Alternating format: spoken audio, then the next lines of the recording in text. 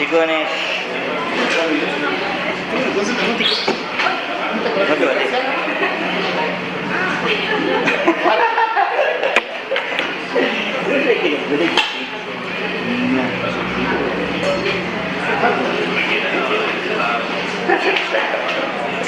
¿Y te regalo de nombre? ¿En serio? Pero sí, no se sabe, ¿qué te gustó?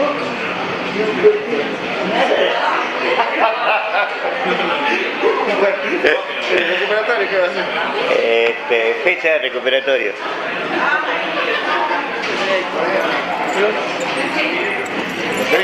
Oral. Bueno,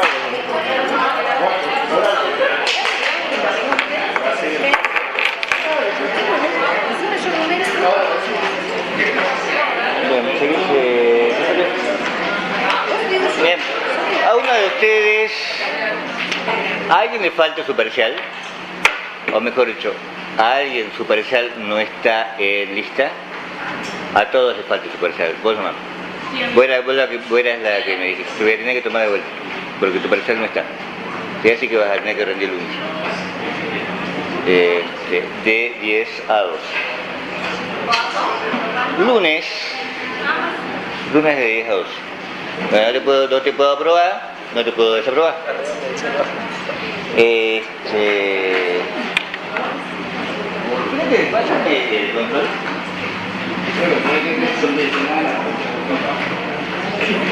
Decime, Jorge, decime la fecha, decime lunes, no próximo sino el siguiente, ¿qué fecha es?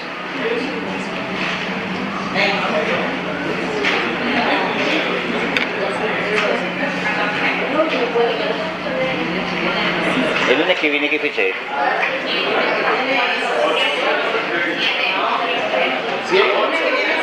El 7. El lunes 14 entonces tienen el recuperatorio.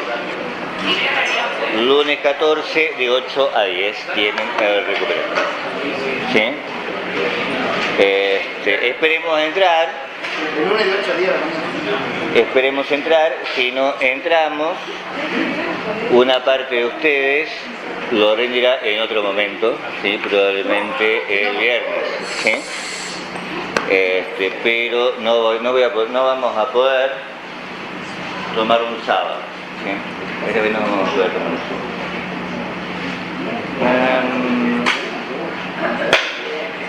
Y el viernes es más chiquito, el de hoy es más chiquito que el del lunes, ¿no? Por eso les digo el lunes, ¿sí? Bien.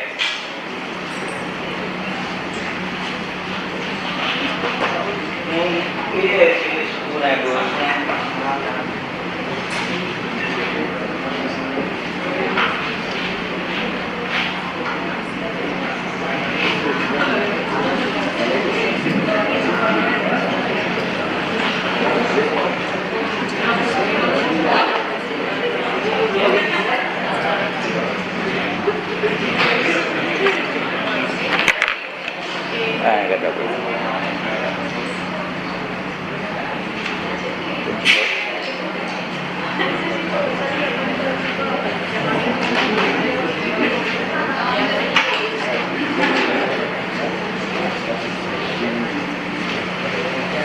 Bien, ¿qué les pido en el parcial?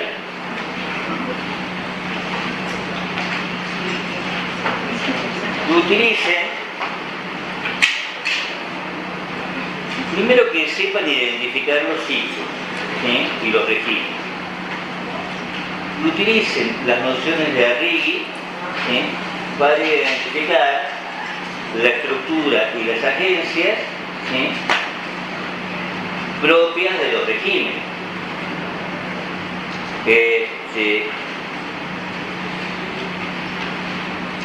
Y que respondan. ¿Pero qué es lo que ha pasado?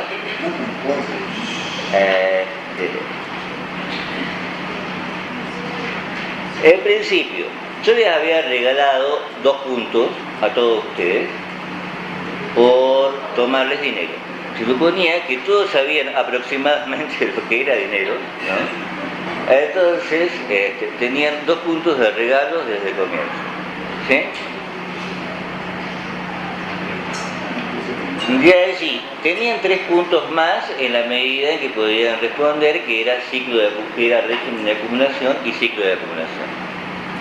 Régimen de acumulación, la noción era relativamente sencilla, yo se las había dado, se las había hecho repetir, ¿no es cierto? Así que ella les había quedado, y debería haber hecho lo mismo con ciclo. Porque la noción de ciclo era más larga que la de régimen. Porque la noción de ciclo suponía que ustedes tenían que desarmar la estructura del capital, ¿no es cierto?, de MD, ¿sí?, y establecer esa diferencia entre una expansión comercial, ¿sí?, y una expansión financiera. Y establecer qué significaba D en cada caso. ¿No es cierto? ¿Me entienden esto? ¿Me entienden esto o no? Es decir, ahí necesariamente me tenían que hablar de que el capitalismo busca flexibilidad. ¿Sí? Que la descripción de todo el régimen, que la descripción de todo el ciclo sistémico, ¿sí?,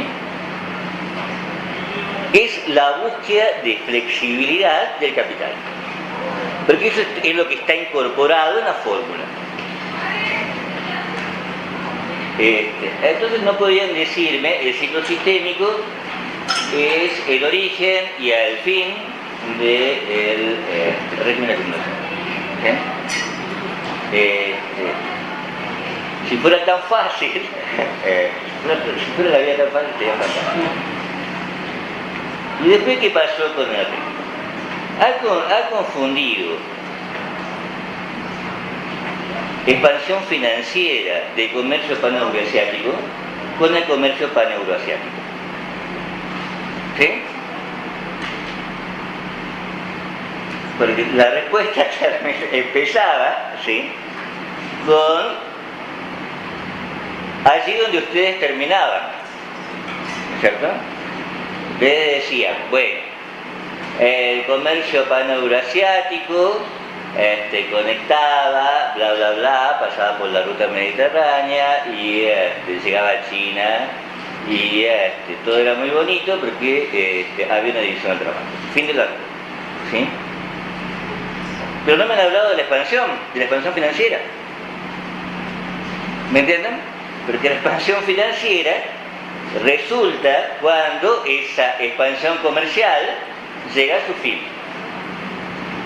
¿Me entienden? Y se desata el proceso de la guerra de los 100 años italiana, ¿sí?, y a la par se está desatando el proceso de la guerra de los 100 años europeos. ¿Sí?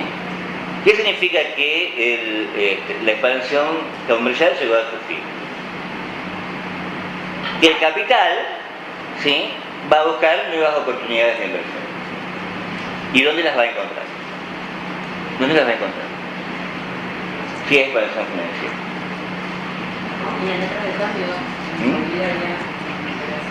Las letras de cambio es el mecanismo, ¿sí?, no es el objetivo. ¿Sí? El objetivo, ¿sí?, es qué fuentes me va a brindar, qué fuentes le va a brindar, ¿sí?, beneficio al capital disponible. ¿Y qué fuente me va a brindar beneficio al capital disponible? ¿La guerra? La guerra es también un mecanismo, ¿sí? Porque la guerra no produce por sí misma beneficio, a menos que alguien la haga. ¿Y quién las hace? ¿Quién hace la guerra? Los estados. ¿Sí? Los estados hacen la guerra. Entonces el capital en búsqueda de inversión se dirige al Estado. ¿Sí? Se dirige al Estado y ofrece al Estado un préstamo. Y ese préstamo tiene la forma de una letra de cambio. ¿Me entienden? ¿Sí? ¿Y por qué tiene la forma de una letra de cambio? ¿Sí? Por todo el problema religioso acerca de el préstamo y del interés. ¿Sí? Pero no me importaba eso. ¿Sí? Y también por todo el mecanismo financiero que está detrás de la letra de cambio. ¿Sí? Lo que a lo que le permite a la gente mover la letra de cambio y no mover un tesoro, ¿sí? Prestado, ¿sí? O devuelto, ¿no es cierto? Y me tenía que responder esa estupidez.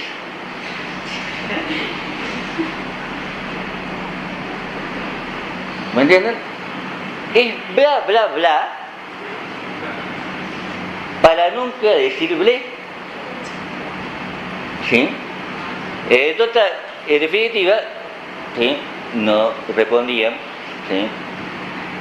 Ahora, en la medida en que el capital en búsqueda de inversión se dirige al Estado, se articula con el otro proceso, ¿sí? Con el proceso, ¿sí? Que va a dar lugar al sistema, ¿sí?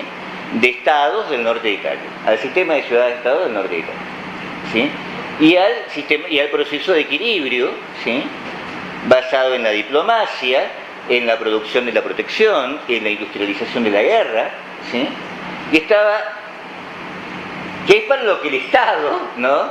Precisa ese préstamo, ¿no es cierto? Entonces las dos respuestas las dos dimensiones estaban encadenadas. Y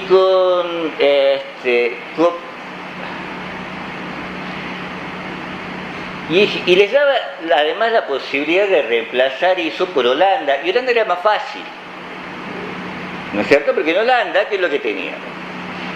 ¿Sí? El comercio báltico, ¿sí? El ciclo de expansión material en el comercio báltico y la mediación, ¿sí? Los que han elegido Holanda en general lo han podido responder. Ignoro por qué el resto que tenía flojo el comercio paneuroasiático no eligió Holanda, siempre que lo podían sustituir tranquilamente, ¿sí? Así que una posibilidad, porque no habían estudiado Holanda, ¿no? Y en Holanda ocurría lo mismo, pero en Holanda la cosa era más fácil porque ¿de qué me tenían que hablar? De la bolsa, ¿sí? De las compañías comerciales de las Indias, de las compañías holandesas de las Indias Orientales, de los mecanismos de titulación, etc. ¿Sí? En general, con Holanda, más o menos los que han respondido, la base estaba y algunos se fueron de mambo bien, ¿no? Respondieron más allá de lo que yo me hubiera imaginado y por eso tienen 10. ¿Sí? ¿Por qué los apruebo con 6 y no con 4? Pero muchos de ustedes habrán dicho, ¿qué hijo de puta Cortines? Si fuera 4, yo tendría regular. Ahora, si ustedes se hubieran regularizado con 4, los aplazo en un final. ¿Me entienden? Pero ustedes están convencidos, se van a presentar a un final, pensando que saben la materia, porque han regularizado la materia, y con 4, en un final se sacan 2. ¿Me entienden? Y no hay forma de que con 4 suban, ¿sí? De eso. ¿Sí? Si ustedes contestan esto que han contestado y que yo les puse un 4, en un final les pondría 2. ¿Me entienden? ¿Sí? Pero un 4 es menos de la mitad de lo que les pido, ¿no? De los contenidos de la asignatura. ¿No es cierto? Entonces no lleguen a 4 en un final. ¿Me entienden? Bien. ¿Qué más? ¿Cómo va a ser el final? ¿Cómo va a ser el parcial? El recuperatorio. ¿Cómo va a ser el recuperatorio? Más bravo. ¿Sí? El recuperatorio es más bravo, porque tienen más tiempo para estudiar. ¿Sí? Así que en el recuperatorio ya no hay regalos del tipo de dinero. ¿Sí? Van con todo, ¿sí? Sobre los qué es régimen de acumulación, qué es letra de cambio, cuáles son los ciclos de acumulación, bla, bla, bla, bla. ¿Sí? Y les pido lo mismo. ¿Sí? Tienen que saber usar las nociones, ¿sí? Y completar la respuesta. ¿Me entienden? Porque si ustedes... Yo les pido que ondeen, porque no estoy pidiendo que sepan, ¿no? 6 es ondear, ¿sí? Y aprueban la materia con 4 ondeando, ¿sí? Ahora, ondear significa que saben qué es lo que estoy preguntando. ¿Me entienden? Es decir, que si yo le estoy preguntando expansión financiera del comercio paneuroasiático, no me van a hablar del comercio paneuroasiático, ¿sí? Y ahí se termina todo. Sino me van a hablar de la expansión financiera del comercio paneuroasiático. Si yo les pido expansión financiera del ciclo genovés, me van a hablar de la expansión financiera del ciclo genovés. ¿Me entienden? Lo que significa de por qué el capital busca inversión, ¿sí? Y cómo obtiene beneficio. ¿Me entienden? Y dado eso, ¿qué mecanismos utilizan? ¿Me entienden esto? ¿Sí? Yo he quedado bastante... No, yo no me enojo con ustedes. No, porque son dueños de desaprobar. ¿No? Pero estaba pavo. ¿No? Le hice el parcial más pavo que pude. ¿Sí? Y ahora, como le hice el parcial más pavo que pude, está jodido. ¿Sí? Porque todo lo que queda es más difícil. ¿Me entienden? ¿Sí? Mis felicitaciones a los que han aprobado, sí, sobre todo a los que han aprobado con 10, han hecho un estupendo trabajo. Les diría lo que siempre les digo. Si ustedes piensan que han estudiado y se han sorprendido con la nota, vayan a consulta. ¿Sí? Porque entonces tenemos un problema serio los dos. ¿No es cierto? ¿Me entienden esto? ¿Sí? ¿Me entienden esto? Si ustedes no han estudiado, no es problema mío, ¿me entienden? Tampoco es un problema, y es una decisión de ustedes, ¿sí? Lo que me preocupa es si ustedes han estudiado, ¿sí? Y se han sacado 1, 2, 3, 4, ¿sí? 5, no, en realidad creo que no. Si han estudiado y se han sacado esas notas, estamos en un problema. Ahí sí estamos en un problema. ¿Sí? Pero quiere decir que yo no los entiendo, ¿sí? Y ahora, hasta que yo no los entienda, no van a aprobar la materia. ¿Me entienden? ¿Me entienden esto? Y ese problema de comunicación sí es muy jodido, porque eso puede llegar a transformarles esta materia en un cupo horrible. Y una mala materia para hacer un cupo. ¿Me entienden? Porque una materia que yo cambio de programa cada vez que quiero, ¿no? Cada vez que se me ocurre otra idea, así que en una vez el año que viene no tienen el mismo programa, ¿sí? Y entonces sí están hasta las manos, ¿no? Y si se han gastado 500 mangos en la fotocopia, están todavía peor. ¿Me entienden esto, chicos? ¿Sí? Bien.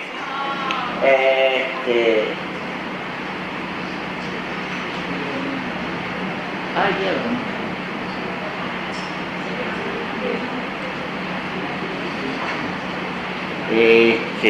Bien. Ahora.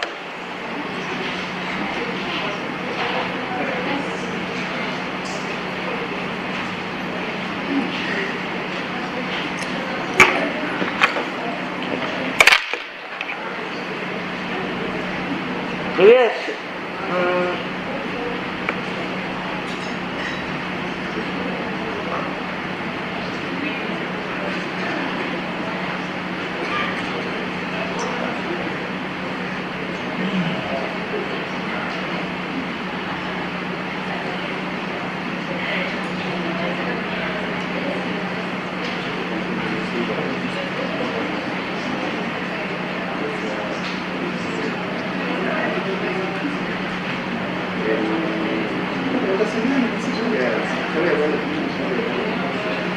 alguien me ayude, alguien me ayude.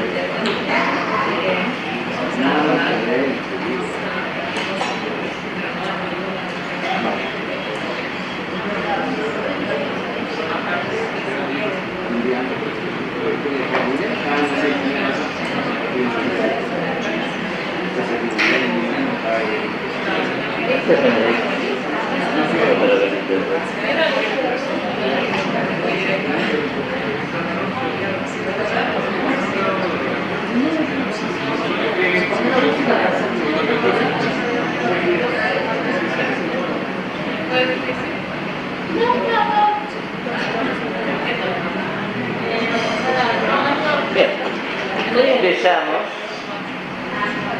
El lunes va a estar en subida ya todo, para que ustedes se ocupen. La unidad 3. Ahora, el problema es acá la expansión del ciclo británico, ¿sí? Y el ciclo británico está asociado en una parte muy importante al proceso de industrialización, ¿sí? Y a este problema que es también todavía más, que es también muy complicado, que es la industrialización. ¿Es un proceso revolucionario o es un proceso de larga duración? Porque, ¿qué es la industrialización para Marx, por ejemplo? ¿Qué es la industrialización para Weber? ¿Alguien sabe? ¿La industrialización para Marx es un proceso revolucionario o no lo es?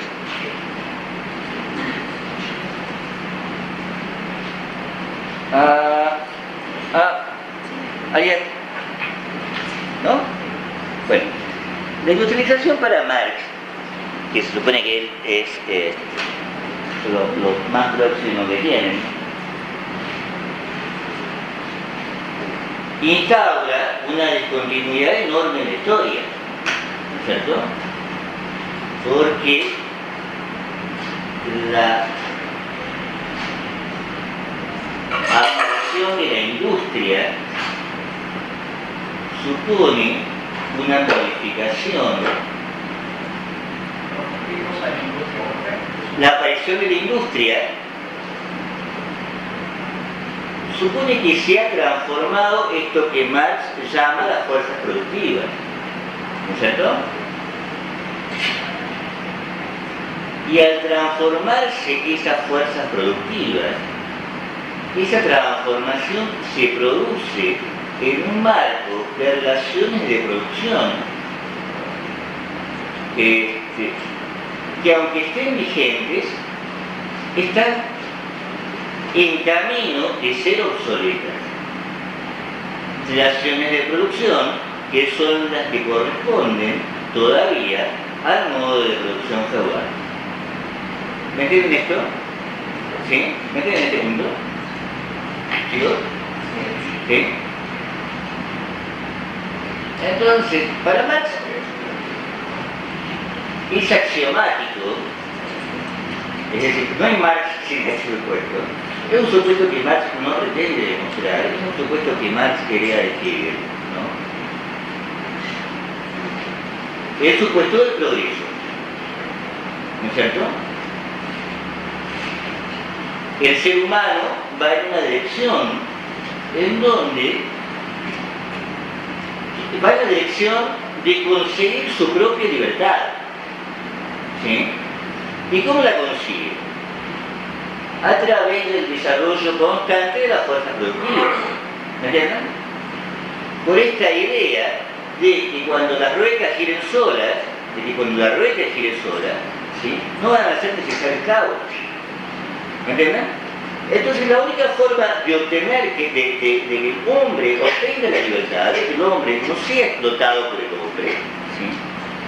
De que el hombre sea autónomo y puede elegir un destino para sí mismo, está en este desarrollo constante de las fuerzas productivas. Ahora, cada vez que se desarrollan las fuerzas productivas, impactan sobre las relaciones de propiedad, ¿sí? En cuyo marco este desarrollo, ¿sí?, se ha diseñado. ¿Me entienden? Entonces, ¿qué ocurre con Marx? ¿Sí? Con Marx se pasa en un proceso de revolución, de transformación revolucionaria.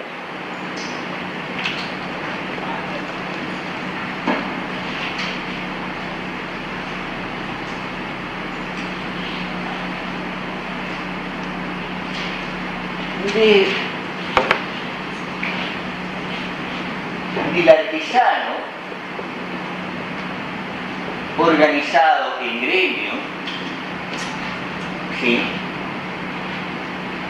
Situación en donde no hay capital, ¿me entienden? No habría capital porque no habría más, porque aquí nada circula, ¿no es cierto? ¿Sí? El propietario, el artesano es dueño de sus medios de trabajo, no los compra, ¿no es cierto? Pertenece a un gremio que administra su oficio.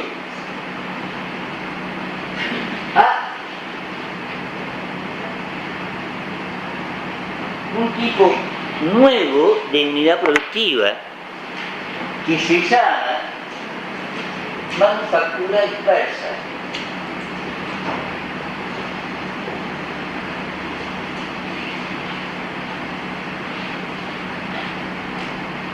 En donde una persona ha comprado materia prima, ¿me entienden? Y la da al artesano fuera del gremio, al artesano no agremiado, es decir, al campesino, ¿sí? Para que él obtenga un producto terminado, ¿sí? Y luego, ¿sí?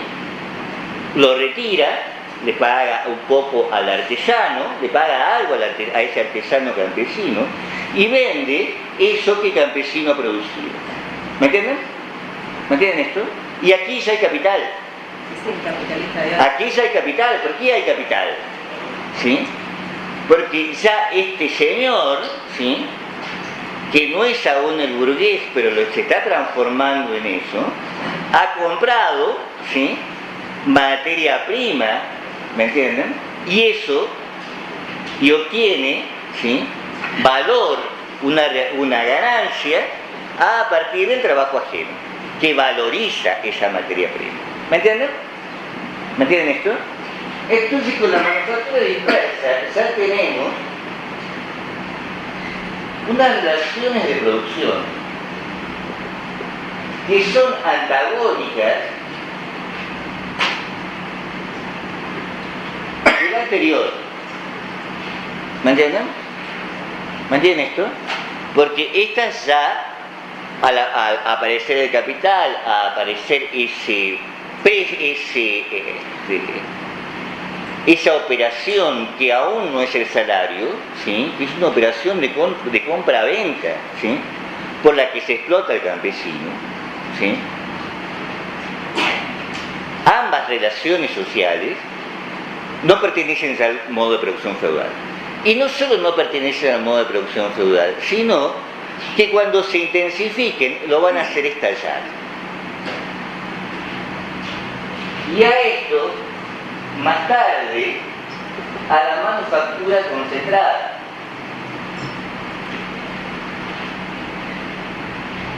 ¿Por qué hablamos de manufactura acá? Porque aún no hay industria. ¿Me entienden? Porque los medios de trabajo con los que opera este campesino son los mismos que tiene en su casa. Son los que tienen en su casa. ¿Me entienden?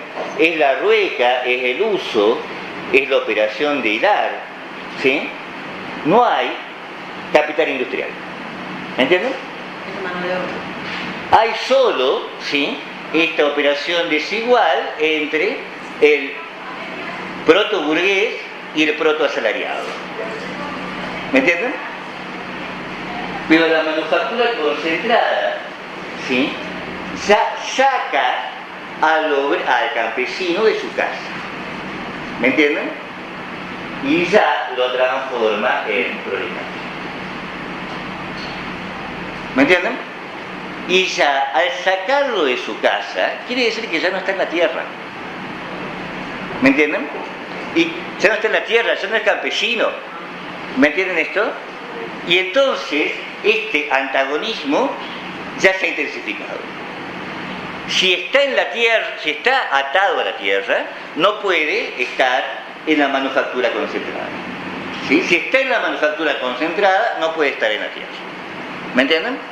En la medida entonces en que esta manufactura concentrada se desarrolle, cosa que va a ocurrir en Inglaterra hacia 1700 según Marx, ¿sí?, no puede haber esa feudalismo. ¿Me entienden? Las presiones sociales hacen estallar el feudalismo. ¿Me entienden? Y vamos a tener entonces un proceso revolucionario. Y este proceso revolucionario va a ser la guerra civil inglesa. ¿Me entienden? ¿Me entienden esto? Y la guerra civil inglesa, ¿qué es lo que va a hacer? ¿Sí? Va a transformar este Estado, que aún es un Estado nobiliario, en un Estado burgués parlamentario. ¿Me entienden? Y un Estado burgués parlamentario que protege la propiedad del burgués. ¿Me entienden esto? Y así vamos a poder ir a la siguiente etapa, donde esta manufactura concentrada ya no es manufactura, sino es industria. ¿Me entienden? ¿Me entienden esto? ¿Me entienden esto? ¿Sí? Entonces tenemos acá un proceso de antagonismo entre las relaciones gremiales artesanales y las relaciones asalariadas capitalistas. ¿Me entienden? En la medida en que las segundas se expanden, ¿sí?, las primeras deben ser destruidas. ¿Me entienden esto? Y eso no puede ocurrir si no es de manera violenta. Entonces, como resultado de este proceso, vamos a tener revolución.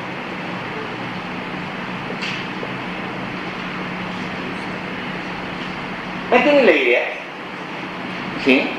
Un cambio técnico, entonces, produce una discontinuidad social. Un cambio técnico cambia, ¿sí?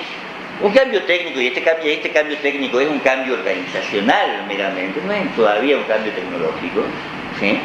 Es un cambio de las técnicas organizacionales, produce una transformación social enorme, cambia el modo de producción. ¿Me entienden? ¿Sí? Espera un cachito, había otro que quería preguntar a alguien. ¿Yo? Vos, sí. No me quedó claro cómo deja de ser manufactura, digamos, concentrada y pasa a ser industria. Sí me queda claro la manufactura concentrada. O sea, cuando esto produzca tal capital, que ese capital, ¿sí?, pueda ser realizado en unos medios de trabajo que ya no están al alcance del obrero. ¿Me entendés? ¿Cuándo va a ocurrir esto? ¿Por qué va a ocurrir esto? Porque para seguir expandiéndose estas relaciones de producción, tenemos aquí un proceso de competencia entre capitalistas que va a significar un cambio tecnológico. ¿Ese cambio tecnológico cuál es? No. ¿Ese cambio tecnológico cuál es?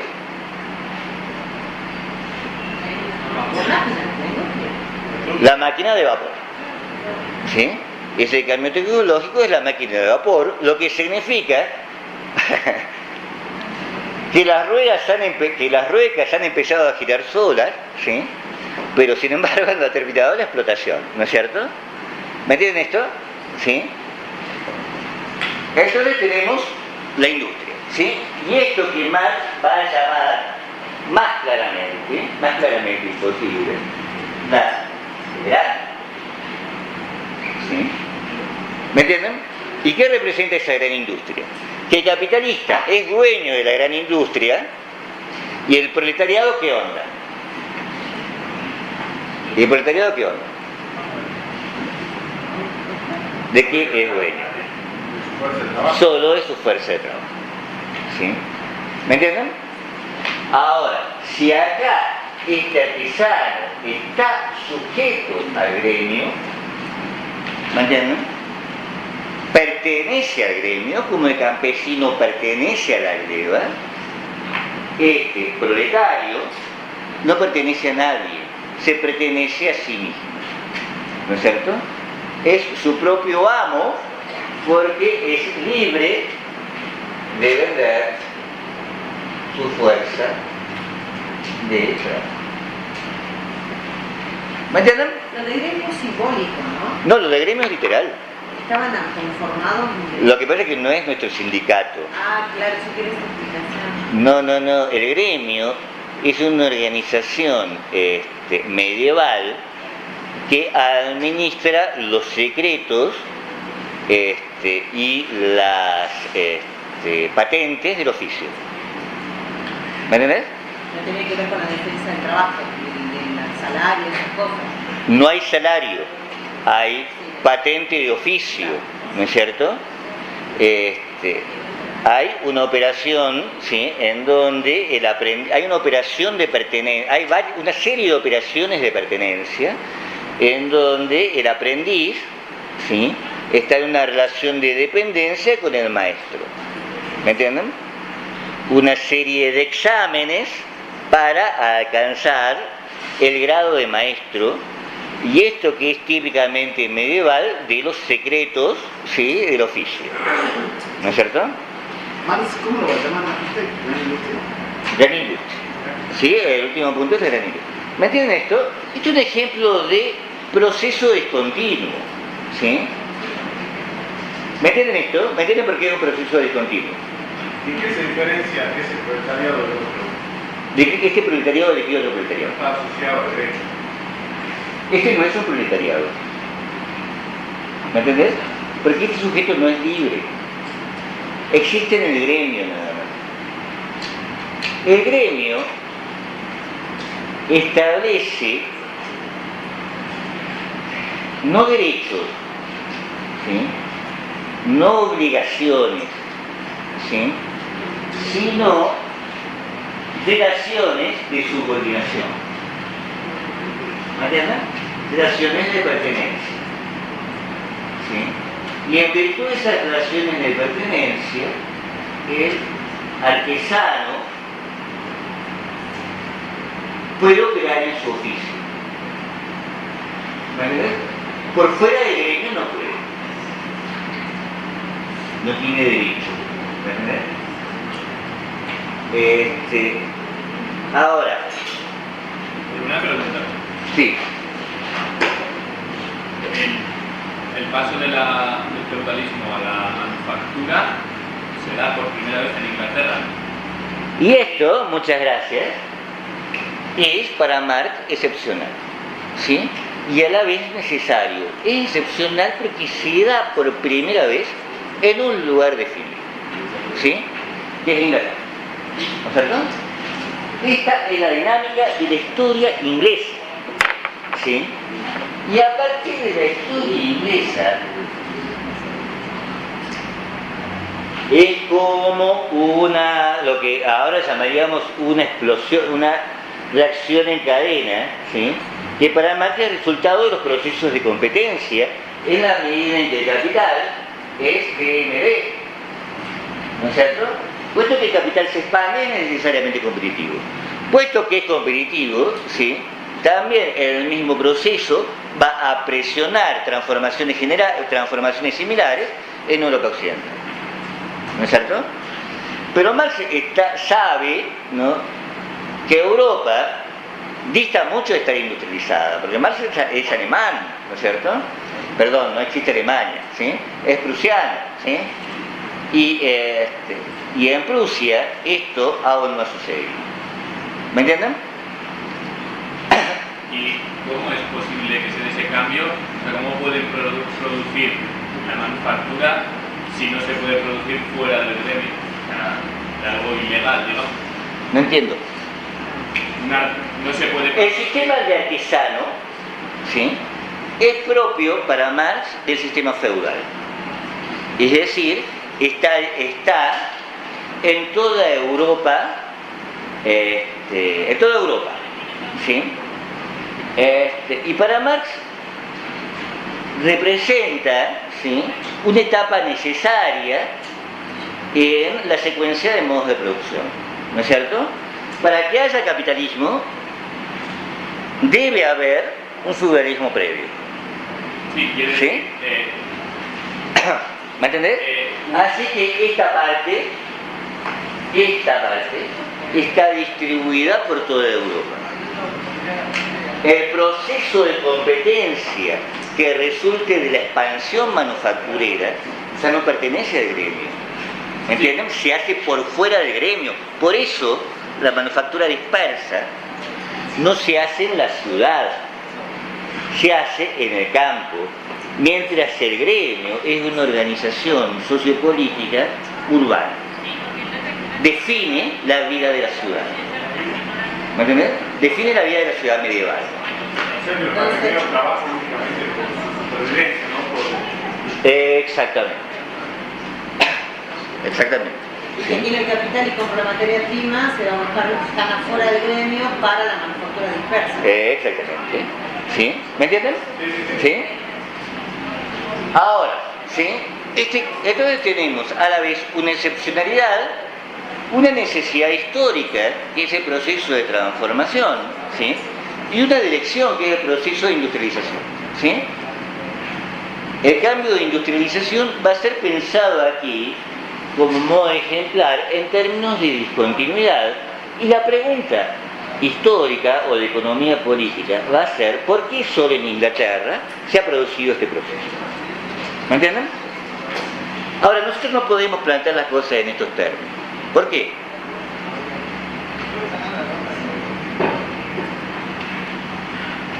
¿Por qué?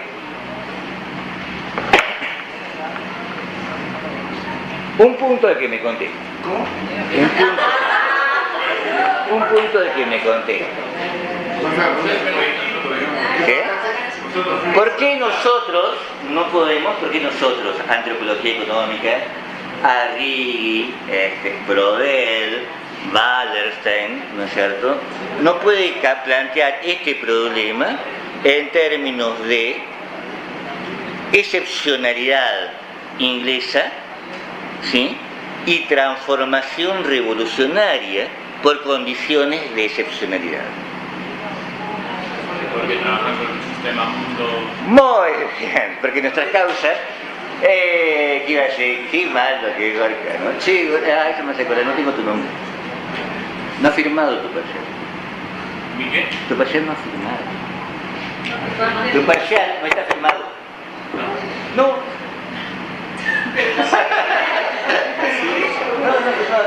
Ah, sí, sí. Y pero el examen sí que firmé. Ah, no tengo un nombre a que asignarte, tengo una secuencia de números y letras y a otra cosa, ¿no es cierto?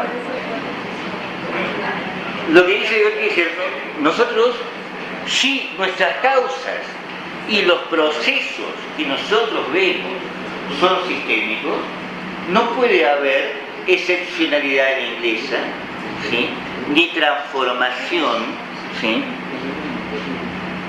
discontinua, porque nosotros ya hemos definido a qué llamamos discontinuidad. ¿A qué llamamos discontinuidad? ¿A qué llamamos discontinuidad? ¿Eso? ¿Cuál es nuestra discontinuidad? ¿Cuál es nuestra discontinuidad preferida?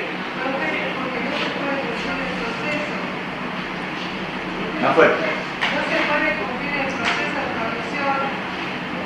No, O sea, porque es otra motivación, digamos. tampoco. Por el capital, hacer producción sostenible. Porque se desarrolla de manera diferente en diferentes lugares y otros. No.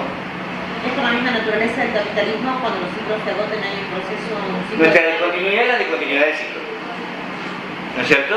Y como discontinuidad del ciclo, ¿sí?, lo que explicamos es la aparición de un predominio, ¿me entienden? Es la aparición de unos mecanismos que están situados geopolíticamente, en virtud de los cuales se puede estructurar el sistema mundo. ¿Me entienden? ¿Sí? Y para eso, entonces vamos a cambiar el punto de vista de la revolución industrial, y no vamos a hablar de revolución industrial. ¿Me entienden? Vamos a decir que no hay revolución industrial inglesa, ¿sí?, que nunca la hubo. Vamos a seguir la hipótesis de un historiador ya viejito, ¿sí?, murió cuando yo entraba al secundario, ¿sí?, en 1983, que es este señor, John Ulrich Neff.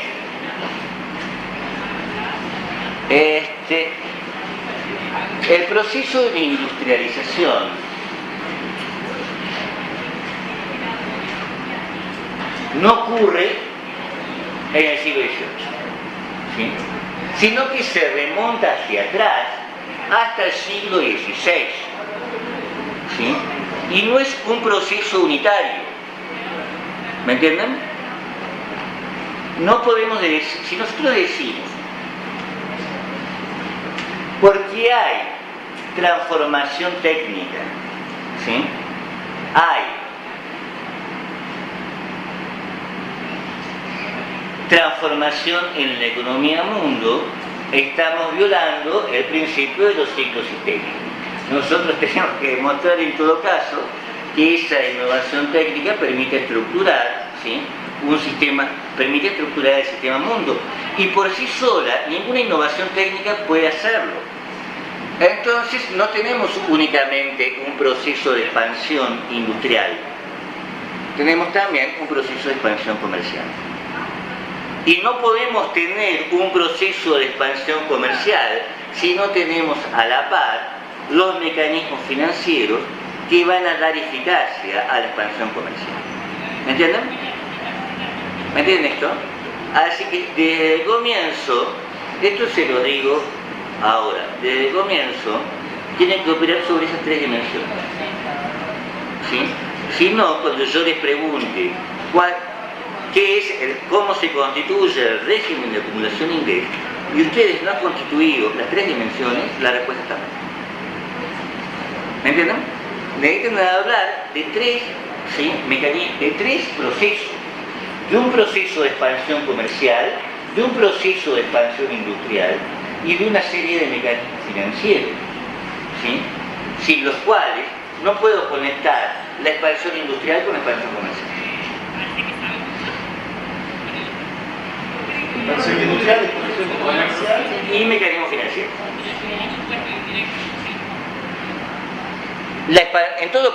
Y esto se lo voy a decir más fácil. El predominio inglés, lo que vamos a llamar ciclo británico, no depende solo de la industrialización. No depende solo de la industrialización. Sus condiciones sistémicas van a dar eficacia al proceso de industrialización y lo van a hacer posible. ¿Sí? Este es el problema. Y entonces, lo que vamos a hablar de industrialización inglesa va a estar dividido así.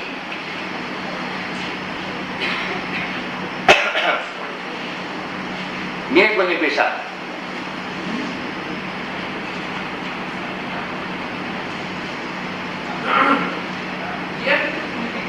¿Cuál es? Fines.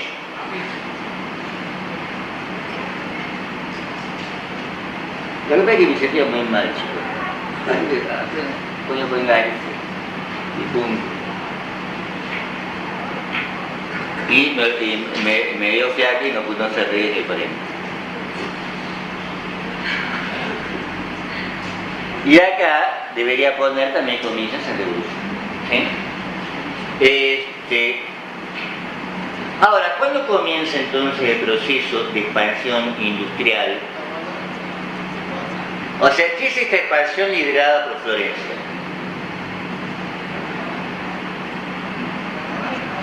Cuando le pedían a los artesanos que trabajen la materia prima.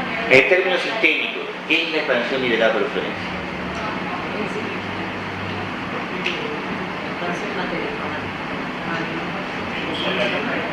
No. En términos sistémicos, en términos de los ciclos que hemos visto, ¿sí?, y recuerden que no empezamos con un ciclo, ¿sí?, en términos de las preguntas parciales, si quieren, ¿sí?, ¿qué es esta expansión financiera liderada por Florencia?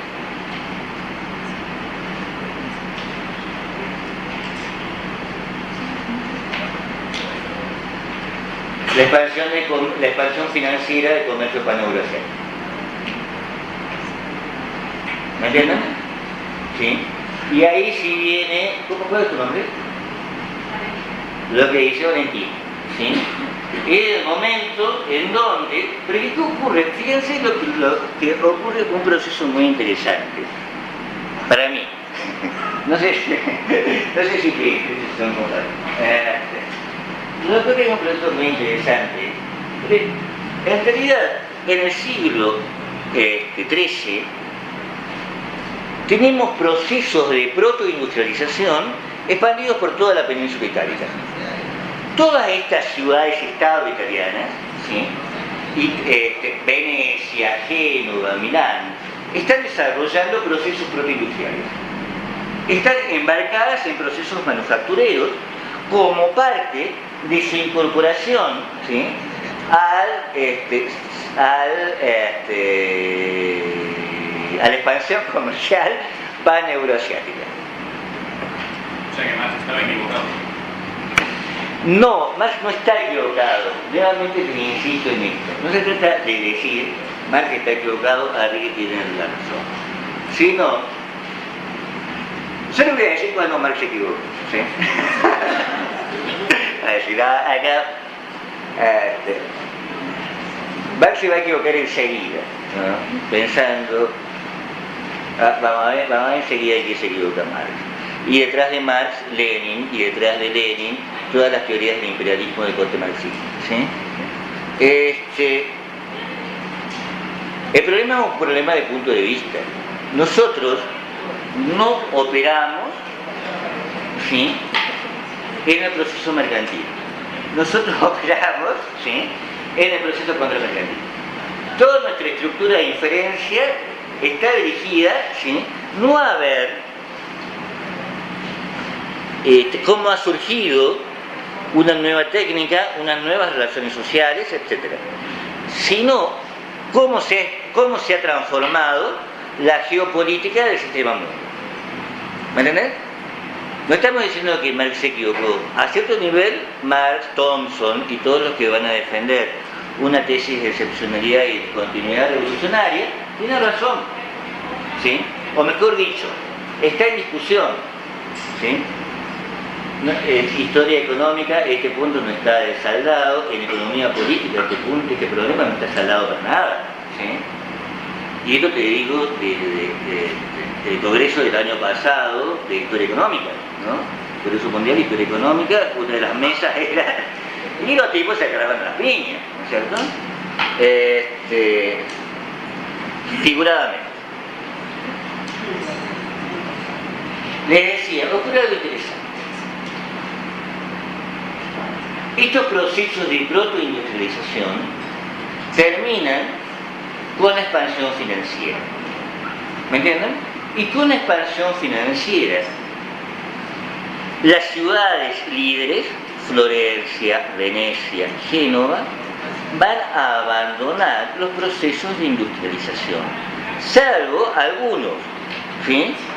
Construcción, ¿sí?, producción de armas, producción de joyas, ¿sí?, pero van a ser unos procesos muy detallados, y el grueso del capital va a buscar oportunidades de inversión sin preocuparse por la producción.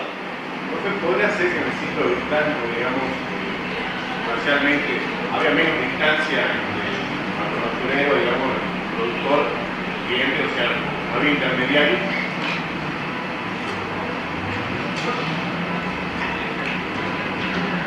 Porque esa es la diferencia, digamos, entre el mercado y el contramercado. Vos pensás esto. El gran capital en el proceso de industrialización no es el que produce hojalatería. El gran capital en el proceso de industrialización es el que produce ferrocarriles. ¿Me entendés? Es el que produce bienes de capital. Es el que produce, es el que está detrás de la expansión minera. ¿Me entendés? Y en ese sentido, no sé si se ha acortado la distancia. ¿Me entendés?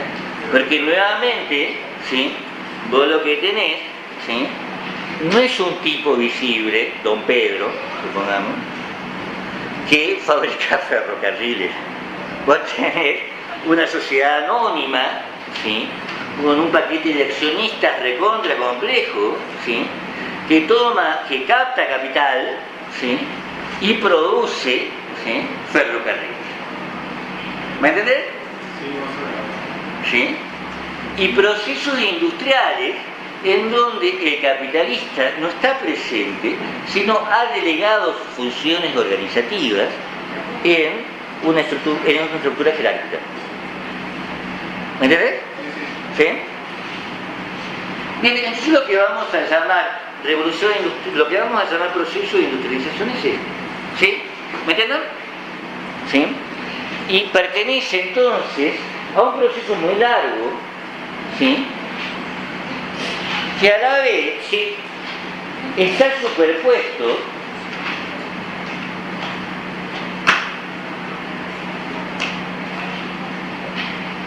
con la consolidación del Estado inglés. ¿Sí? Y esta consolidación del Estado inglés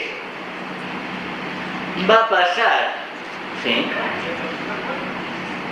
por un proceso, por un fracaso que para nosotros es muy importante. Que es el fracaso de Inglaterra en la expansión europea. ¿Me entienden? Si ustedes ven Inglaterra, ¿qué es lo primero que ven? Ustedes ven el mapa de Inglaterra, ¿qué es lo primero que ven? Que allí empezaba Crodel sus clases, ¿no? Es una isla, exactamente. Es una isla. Y el fracaso en la expansión europea la va a aislar de Europa. ¿Me entienden? Porque mientras España y Francia batallan por el predominio imperial europeo, ¿sí?, Inglaterra queda fuera de eso. ¿Me entienden? Así que Inglaterra, en el momento en que Francia y España están construyendo sus colonias, ¿sí?, por toda España está construyendo su colonia, Portugal está construyendo su colonia, y Francia, ¿sí?, quiere irle a la saga, Inglaterra es un fracaso. ¿Me entienden? Ha perdido, ¿sí?, con Enrique VIII su última oportunidad, ¿no es cierto? Es inoperancia de él.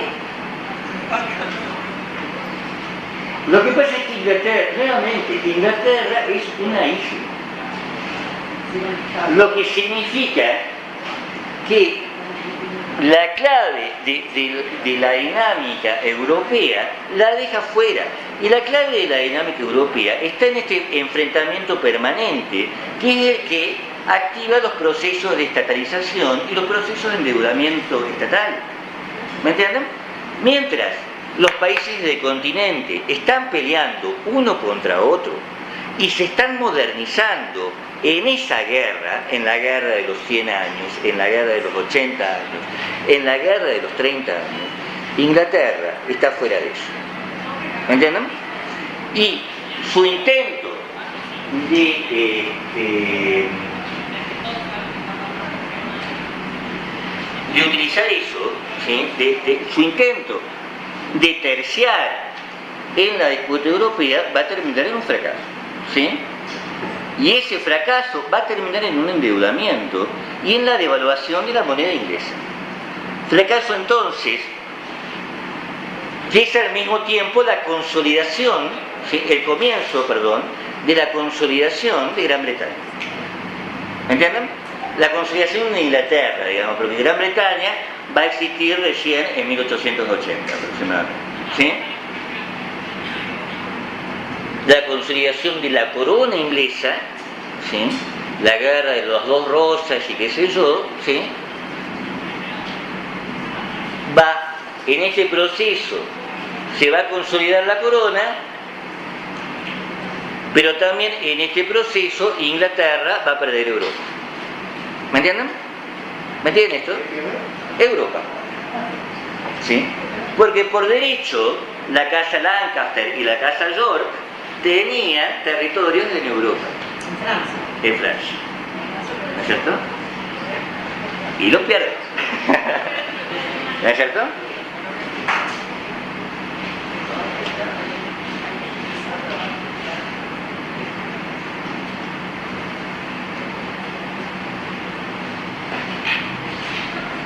Y con el comienzo de la época isabelina,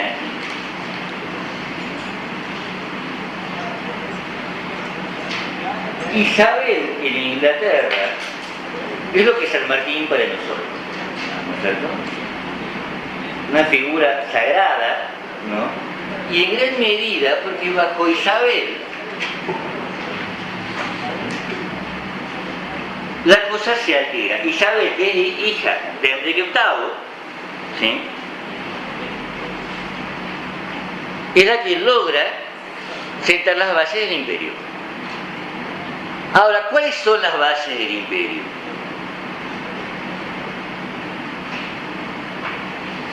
La piratería a través del corso, porque en este proceso de intentar terciar, ¿sí?, en la lucha europea, Inglaterra ha construido una flota capaz de pelear contra la Armada Invencible, ¿sí?, española y ganarla, ¿no es cierto? Ahora, a la par que constituye una fuerza naval importantísima, ¿sí?, constituye el uso de esa fuerza naval en la piratería. ¿Me entienden? Y a través de la piratería logra la consolidación financiera.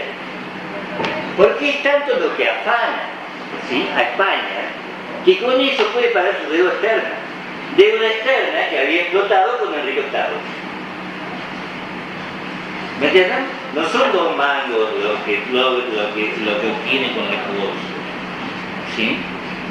Es suficiente como para pagar su deuda externa y lograr algo que es milagroso y nunca más se ha vuelto a lograr. Esto, una moneda que conserva su valor durante 300 años. ¿Me entienden? 300 años, de 1560 a 1920, ¿sí? La libra esterlina tiene la misma cantidad de metal precioso, vale lo mismo, no se devalúa y va a ser una regla política desde el Imperio Isabelino, desde el comienzo del Imperio Isabelino. Esta moneda fuerte, ¿a cuál se parece? ¿A cuál se parece? El dólar, hay algo que, vos créeme, Ezequiel, que el dólar no es, hoy la Argentina ha dado muestra de eso. En estos 2 días la Argentina ha dado una muestra brillante de eso. El dólar es cualquier cosa menos una moneda fuerte. ¿Sí?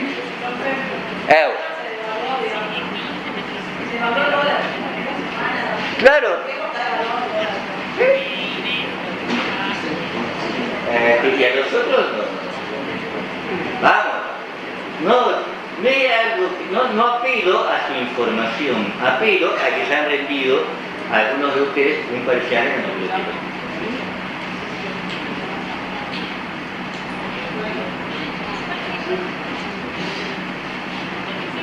¿A qué le parece? No, el euro, nosotros no existe. No. A la lira y buena fortuna, a la moneda creada por los genoveses, lo que busca. ¿Y por qué los genoveses habían creado esta moneda estable? ¿Sí? Que era la que definía la casa de San Giorgio. Tenía la información. No, porque ¿qué buscaba? Buscaban una moneda de cuenta, pero ese es más bien un medio que un fin. Tenían un fin. ¿Para qué les servía la moneda de cuenta? Para hacer operaciones cambiarias. Exactamente, para sacar el beneficio de las operaciones cambiarias. Ahora, eso lo podían... La idea de sacar beneficio de las operaciones cambiarias era algo que podían hacer los genoveses, ¿por qué? Porque estaban en todos lados. Lo que busca Inglaterra con la moneda estable es no ser los giles que transferían beneficio a las operaciones cambiarias de las ciudades italianas. ¿Me entienden?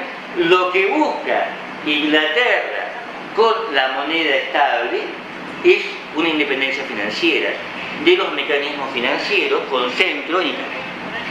¿Sí? Es decir, Génova. ¿Sí? No vamos a hacer los giles de Génova. ¿Me entienden?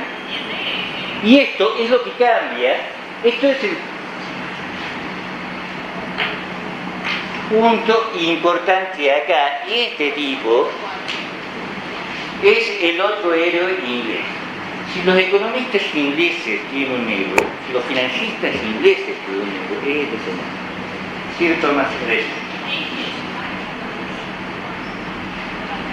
Famoso por su ley, la ley de Gresham. ¿Sí? La moneda mala expulsa la moneda buena. Pero lo que nos interesa de Gresham es que Gresham le dice a Isabel, su majestad, le dice, porque no le podía decir de otra forma, su majestad no puede apoyar la corona sobre mercaderes extranjeros, sobre comerciantes o financistas extranjeros. El progreso de Inglaterra, fíjense que esto es diferente de lo que habíamos venido viendo, ¿no es cierto? No puede apoyar, ¿sí?, la corona, no puede apoyar el poderío, el futuro de Inglaterra, ¿sí?, el futuro de la corona, en mercaderes y financistas ingleses, genoveses, alemanes, florentinos, ¿no es cierto?, holandeses, ¿sí?, sino en quién.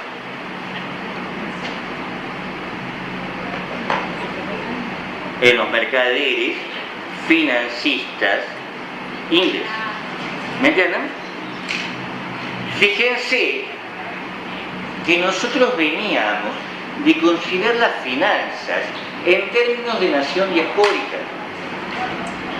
Ahora las finanzas se han vuelto un problema nacional. Inglaterra no participaba de la guerra. Inglaterra no solo no participaba de la guerra, sino, pero también quería un imperio. Claro. Ahora, puesto que no participaba de la guerra, cualquier operación financiera que hubiera hecho, ¿sí?, con mercaderes o financistas no ingleses, la colocaba, ¿sí?, transfiriendo beneficio a Génova. ¿Me entendés?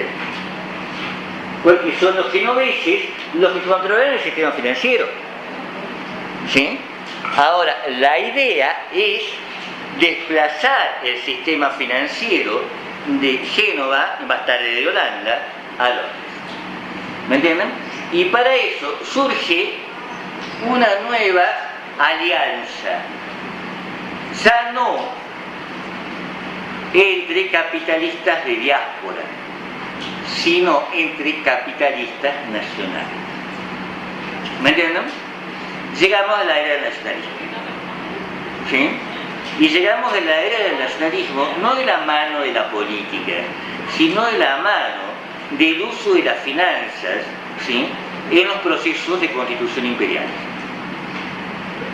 ¿Sí? Entonces, ¿qué es lo que van a hacer?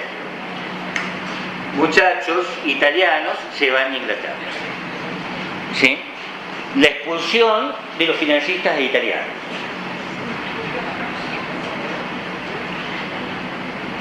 La fundación de la Bolsa de Inglaterra. Y acá me falta una cosa muy importante. Y es lo que vamos a ver en la clase que viene. La fundación del primer Banco Central. ¿Sí? La fundación del primer Banco Central. ¿Sí? La clase que viene vamos a tener que interrogar qué es un Banco Central. ¿Sí? ¿Por qué es tan importante un Banco Central dentro de la política imperial, ¿sí?, que comienza a perfilarse en la época isabelina?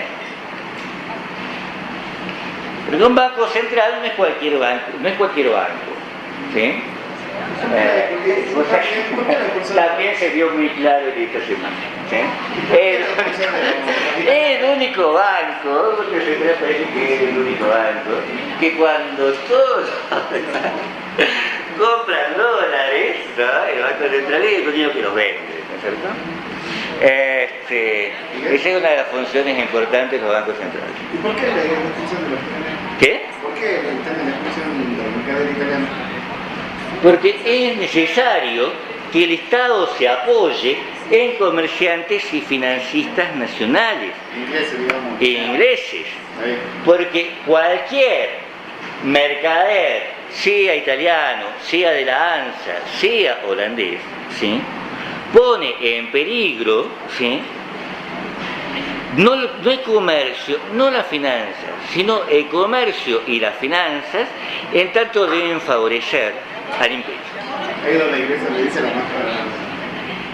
Ahí es donde ingresan, así. Ahí es donde ingresa el proyecto de Gresham, establecer instituciones financieras nacionales. ¿Me entienden? ¿Sí? Pero esto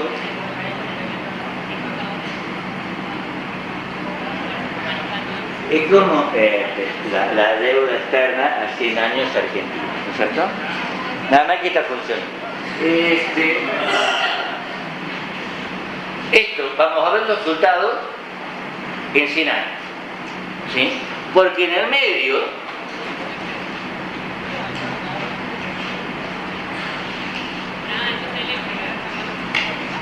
tenemos el último punto, ¿sí?, las guerras civiles. ¿Sí? Luego de las guerras civiles, ¿sí?,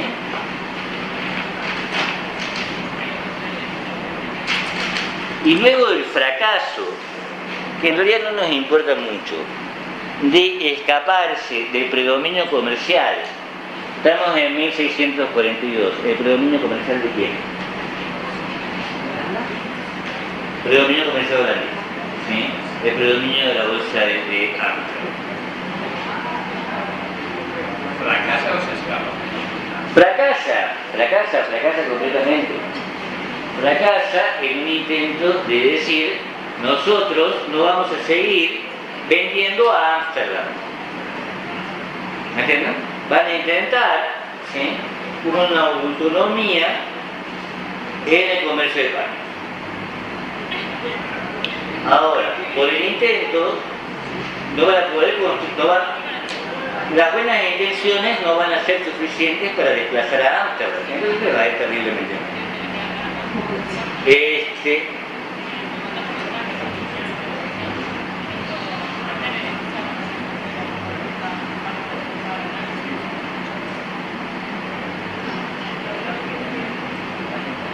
No quiero quedarme acá porque si no vamos a demorar mucho.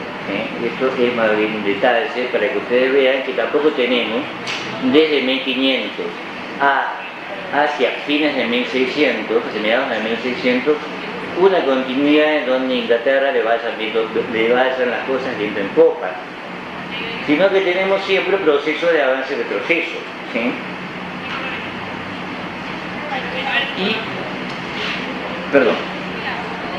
Y lo que nos interesa es esto, ¿sí? Constituye la mancomunidad de Inglaterra, es decir, hacia 1651.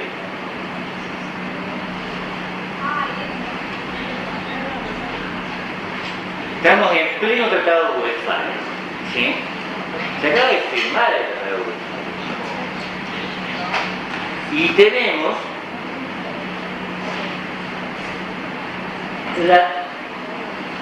Y tenemos una serie de mecanismos comerciales y políticos que va a avanzar Inglaterra en su intento de proseguir el desplazamiento de Holanda y quedarse en su lugar.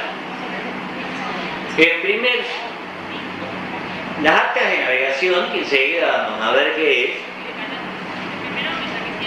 y las guerras con Holanda.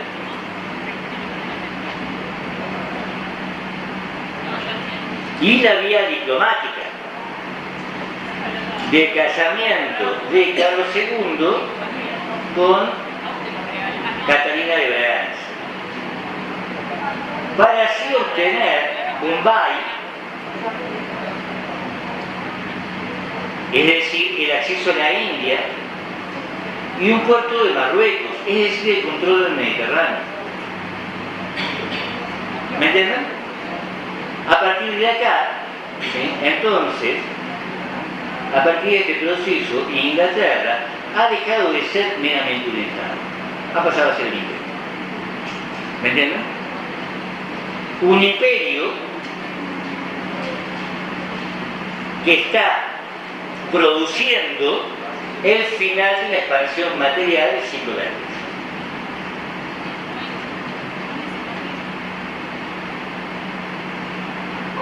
Un imperio que está entonces desplazando a Holanda de su papel de flotar, que está compitiendo con Holanda en su propio terreno, en el terreno, ¿sí?, de las rutas y compañías comerciales. ¿Me entienden? ¿Se entiende esto? ¿Sí?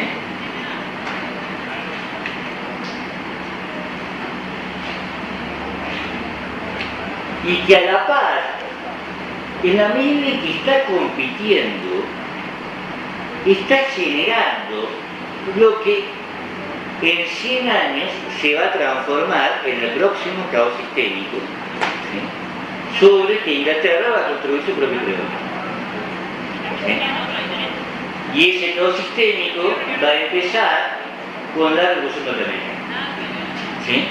La Revolución Norteamericana, el intento fracasado de la Revolución holandesa, la Revolución Francesa, la expansión napoleónica, la Hora de los Pueblos, es decir, el ciclo de revoluciones americanas, perdón, el ciclo de revoluciones europeas y el ciclo de revoluciones americanas del siglo XIX. ¿Me entienden? Esto que va a ser Inglaterra, que es construir un imperio para luchar, ¿sí?, contra Holanda, va a desatar el próximo caos sistémico. ¿Sí? Ese caos sistémico va a destruir el predominio holandés e Inglaterra va a poder decir, pues entonces yo me quedo con los pedazos. ¿Me entienden? ¿Me entienden esto? ¿Sí?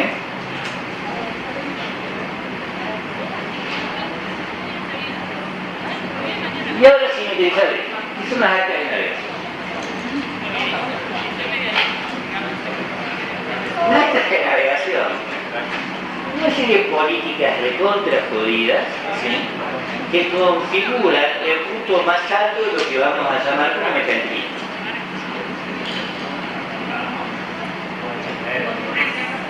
El punto más alto de lo que vamos a llamar como mercantilismo.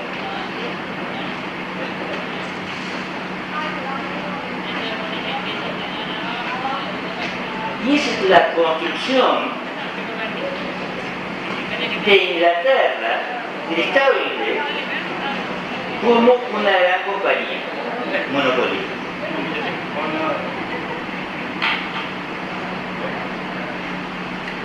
A través de una colonización que asegure, a través del control militar, que las colonias no van a poder competir con el imperio. Y que solo, y que solo van a poder comerciar con el imperio. Ahora sí. En cierto punto, digamos, Inglaterra se cierra un poco al mundo, digamos, para abrirse al mundo, cierra el acceso del mundo, ¿sí?, a su zona imperial. ¿Me entienden? Establece un mecanismo, pero ¿cómo funciona? Fíjense que esto es el contraste con las compañías, con la compañía holandesa de la India Oriental. ¿Cómo funcionaba la compañía holandesa de la India Oriental? Oferta pública. Con oferta pública, es decir, atrae capital del resto del mundo. Y como tal, ¿sí?, Como acá es capital del resto del mundo, la preocupación nacional es mínima. ¿Me entienden?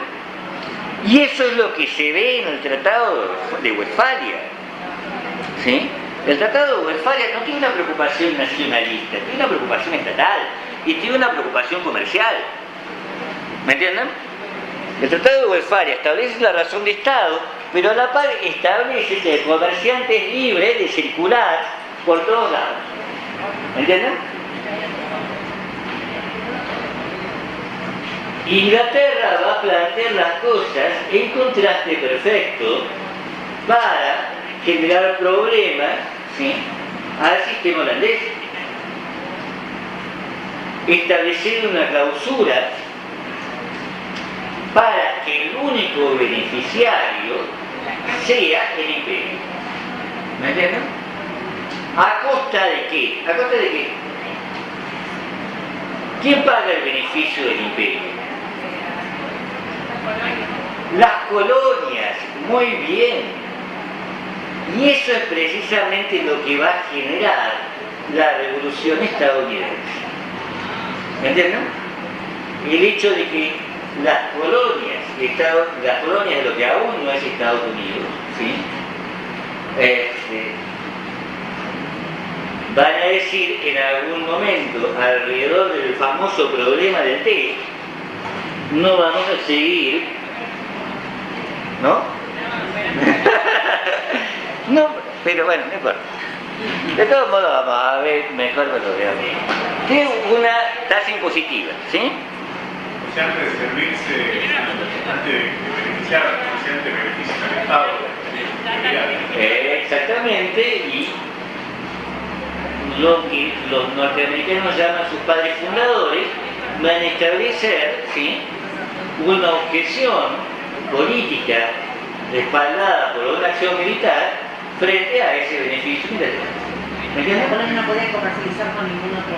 No pueden comercializar, no solo no pueden comercializar con ningún otro, no pueden generar industrias que puedan competir con el propio Estado imperial. ¿Me entendés? La cosa es más complicada, ¿sí? Y es más complicada porque pero los otros estados no hacen eso. Por ejemplo, Holanda no hace eso. el problema es si los otros estados pueden hacer esto. Y Holanda, precisamente, ¿sí?, no ha logrado hacer eso. Después no veo. Esto porque no voy a tener. Pero me parece que ¿bien? Piénselo en estos términos. Porque estamos en estas dos zonas. Por eso, en términos de esta flecha gorda que está al comienzo, Arrighi va a utilizar el término dialéctica entre territorio y capital. ¿Sí? Porque fíjense que el ciclo genovés era T de T, ¿sí?, del territorio al territorio pasando por el dinero, ¿no es cierto? Eso había establecido la clave de la alianza, el eje de la alianza entre Génova y el capital español, y el imperio español. El ciclo holandés es de TD, es decir, el territorio está subordinado a la expansión del capital. Y el ciclo inglés va nuevamente hacia atrás, ¿sí?, hacia el imperio, en una nueva lógica que coloca el capital al servicio de la expansión territorial. ¿Sí? ¿Me siguen o no? Sí. Pero solamente es posible con la conexión entre las colonias. Pero fíjense que Holanda no tiene medios ni militares ni materiales para cambiar su esquema. Porque ¿qué es Holanda? Una provincia chiquita, ¿sí?, que se ha expandido sobre todo sobre puertos. ¿Me entienden? Recién los puertos y ha permitido la reestructuración. ¿Qué es lo que no ha hecho Holanda? Colonia. ¿Me entienden? ¿Ven esto? Holanda ha conformado puertos, ha reestructurado los sistemas comerciales de Oriente, pero no ha colonizado Oriente. ¿Me entienden? Y esto le ha funcionado perfectamente bien en Oriente. ¿Por qué? Porque Oriente ya conformaba en sí mismo un sistema comercial. ¿Me entienden? Oriente son un conjunto de civilizaciones, ¿sí? ¿Me entienden? Que ya estaban articuladas comercialmente. Las islas del Océano Atlántico son otra historia. Brasil es otra historia. ¿Me entienden? Porque para controlar eso son, luego de la llegada de los españoles, son territorios con una población exterminada. ¿Me entienden? ¿Me entienden esto? A los que es necesario colonizar. ¿Me entienden esto? Si Holanda ha podido desplazar a España, ¿sí?, no ha podido reemplazar a España. ¿Me entienden? No ha colonizado. Fíjense que Pero tampoco era la intención de Holanda colonizar. tampoco era la intención de Holanda colonizar, porque una colonia es un mecanismo en términos de capital para un empresario extremadamente ineficiente. ¿Me entienden? Holanda no buscaba un imperio, ¿sí?, buscaba el beneficio de la bolsa de Ámsterdam, ¿sí? Es decir, Como que en Holanda no hay Estado, sino solo capitalistas. Solo... Hay Estado, pero es un Estado, ¿sí?, que está reducido, si querés, a un mínimo territorial, y su expansión es pensada solo en términos de beneficio. ¿Me entienden? Y es respaldada solo mientras dure el beneficio. Porque fíjense esta diferencia, ¿sí? La mayor parte de América habla español, al menos como segunda lengua, ¿sí? ¿Dónde se habla holandés? No, en más lados, ¿sí? Pero son poquitos lados, ¿sí? Se habla holandés, en Sudáfrica se habla holandés, exactamente, etcétera, etcétera, en Surinam y algunos otros lados más, pero ¿sí?, eso nos da una idea de la lógica de expansión holandesa. La lógica de expansión holandesa no era poblar, ¿sí?,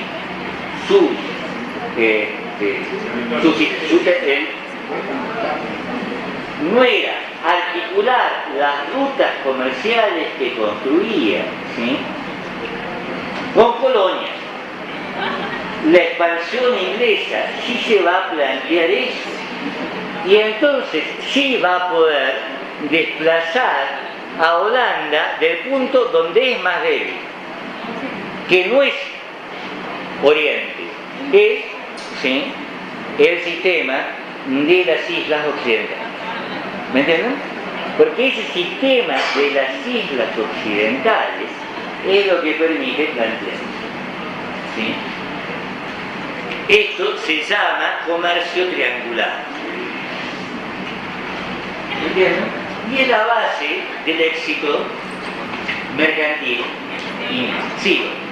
Pero la diferencia con España y con Francia, que también tiene colonias, puede ser que ellos están intentando conquistar Europa, están Exactamente. Y entonces, Inglaterra sigue siendo una isla, pero ha dejado de estar aislada. Lo que pasa es que no participa y ha hecho de eso que había significado su función, ha hecho de eso una ventaja competitiva, no participa del frente de guerra europea. Lo que pasa en Europa ¿Me entienden? Porque, y no me importa, porque soy dueño de las Antillas.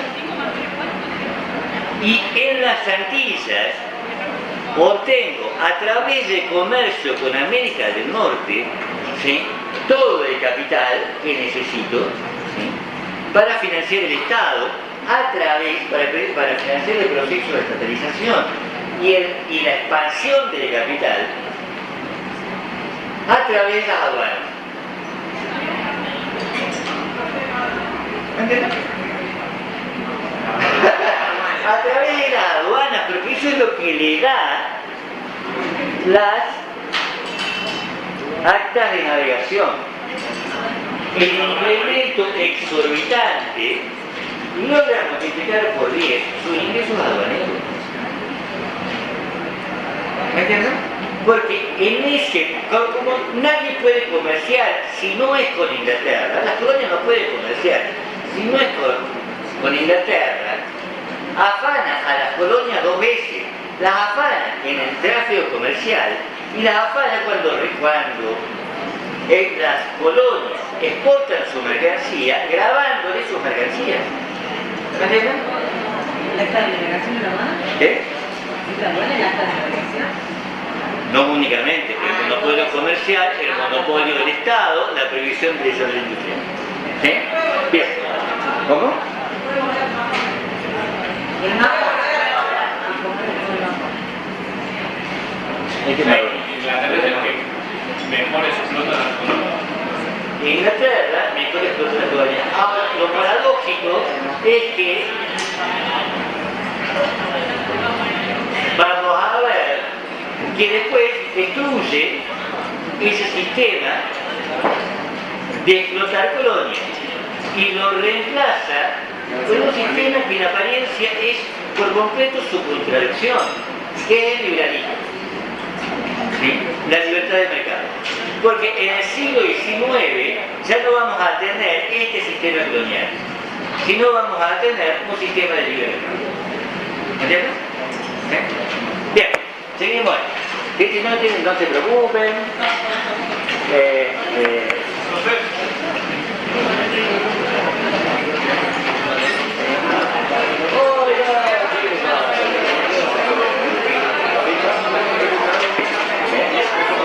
Sí, por favor.